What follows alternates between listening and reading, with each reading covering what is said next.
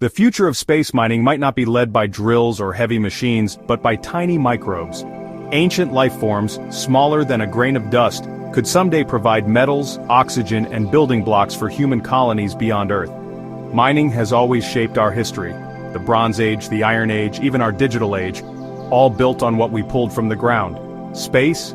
It'll be no different. The Moon, Mars, and asteroids have tons of metals, minerals, and even water. But here's the thing, hauling heavy mining gear across millions of kilometers? Not practical. Every kilogram sent into orbit costs a fortune. So, scientists are asking, can life itself, microbes, take over as miners? Keep in mind, what's often called biomining is actually bio-leaching. The rock still has to be mined, crushed, and piled up by machines or robots, and only then do the microbes step in to dissolve minerals and release the metals. On Earth, biomining is already happening. Bacteria and fungi pull valuable metals from low-grade ores that would otherwise be useless. They do this by making acids and compounds that dissolve minerals, releasing copper, gold, nickel, uranium, and even rare earth elements. One of the most important groups, iron-oxidizing bacteria like Thiobacillus ferrooxidans. These microbes oxidize iron in pyrite, which makes sulfuric acid. That acid breaks down the rock and frees up the metals inside. It's a natural process that we've learned to use. The key is, this method is cleaner and more efficient than old-school smelting. In fact, about 20 to 30% of the world's copper already comes from microbes. So, if it works so well here, the next step's obvious. See if it works in space. That's where NASA and ESA come in. Over the last few years, they've sent experiments to the International Space Station to see how microbes behave in microgravity. The first big test was BioRock in 2019. Astronaut Luca Parmitano set up bioreactors with basalt, a volcanic rock found on the Moon and Mars. Inside, scientists added tough bacteria. After weeks in orbit, the results showed microbes grew biofilms on the rock, dissolved it, and pulled out rare Earth elements. Amazingly, they worked just as well in microgravity as on Earth, sometimes even better. Building on that, ESA launched BioAsteroid. This time, they tested real meteorite fragments.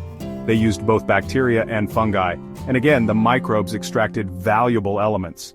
For example, the fungus Penicillium simplicissimum helped release platinum and palladium by lowering pH and breaking down minerals. Even more surprising, microgravity itself seemed to boost chemical leaching. So space might actually help the process. NASA's follow-up studies confirmed this.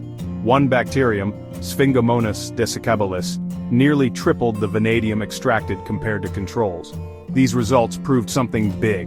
Microbe-mineral interactions still work outside Earth. Of course, space mining won't look exactly like it does on Earth. Here, biomining's done in big, open-air tanks with stirring and circulation. In orbit, reactors have to be sealed, compact, and carefully controlled. The ISS experiments used mini incubators called cubic units, where nutrients could flow over the microbes and be frozen for analysis. Future reactors might use spinning drums or even centrifuges to simulate gravity and help fluids move around. The goal? Design systems that use very little power and can run almost on their own. Microbes could provide metals like iron and copper for tools and infrastructure. They could help release nutrients like magnesium and phosphorus, making lunar or Martian soil better for growing food.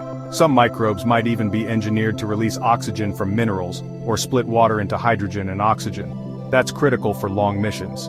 Carrying water, air, and building materials from Earth just isn't sustainable.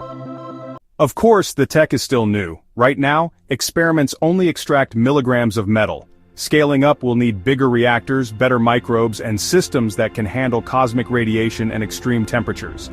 There are still scientific unknowns. Martian soil, for example, has perchlorates that are toxic to many organisms. And then there are ethical and policy questions. Should we introduce Earth life to other planets, or how do we balance exploration with planetary protection? Still, the progress so far is amazing. Civilizations on Earth were built on mining, and the same will be true in space. If you want to keep exploring stories about space, science, and the future, make sure to like and subscribe. There's always something new to discover.